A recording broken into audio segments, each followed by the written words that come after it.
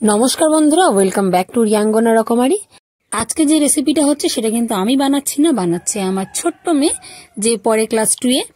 এবং সে হঠাৎ দেখি আমাকে ডেকে নিয়ে এসে বলছে, মা দেখো আমি এগুলো বানাচ্ছি, তুমি আমাকে একটুখানি গামলায় করে জল বসিয়ে দাও গ্যাসে, আমি এটা সেদ্ধ করবো।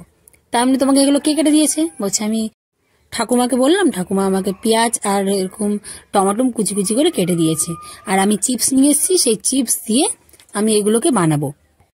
তারপর আমি জিজ্ঞেস করলাম তাহলে এর মধ্যে কি দেওয়া হবে? বলছে চিপস গুলো গুঁড়ো করে রেখেছি, এইগুলো দেবো। তারপর এর মধ্যে দিয়ে দিতে বললো আমাকে যে একটা ডিম দিয়ে দাও। একটা ডিম দিয়ে দিলাম, সামান্য একটু লবণও দিয়ে দিয়েছি। তারপর এটাকে ভালো করে মাখিয়ে নিতে হবে।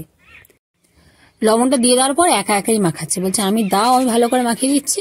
না, ও একাই মাখাবে, রেসিপিটা আজকে ও বানাচ্ছে, তাই ওই সব করবে। দেখুন, ভালো করে মাখিয়ে নেওয়ার পর একটা বাটির মধ্যে এইভাবে দিয়ে আর সমান করে নিয়েছে।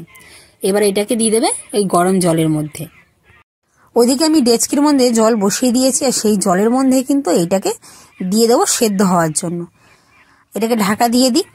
ঢাকা দেওয়ার কথা বলতেই তখন নিয়ে এসে একটা ঝুড়ি, মানে মা ঝুড়ি ঢাকা দিয়ে দাও। আমি ঝুড়িতে হয় না, থালা চাপা দিতে হবে। তার থালা চাপা দিয়ে ভালো করে সেদ্ধ করে এটাকে নামালাম। এবার এটা টেস্ট করার পালা, দেখি কেমন বানিয়েছি, কেমন খেতে লাগে।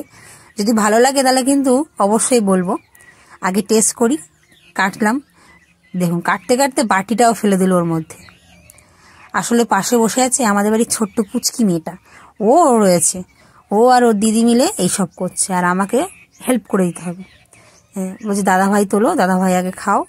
দাদা ভাই খেলো, এবার ও নেবে, তা গরম লাগছে। বাড়িটা নিয়ে নিল, নিয়ে ওর মধ্যে আবার ও নিয়ে খাবে।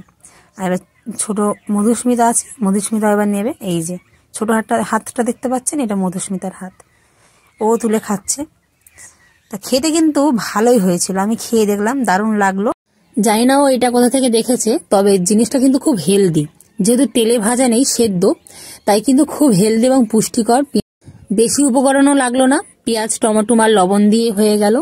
আপনারাও ট্রাই করুন, আমাকে অবশ্যই কমেন্টে জানাবেন কেমন লাগলো। দেখা হবে তাহলে নতুন কোনো রেসিপি নিয়ে। ততক্ষণের জন্য ভালো থাকবেন, সুস্থ থাকবেন।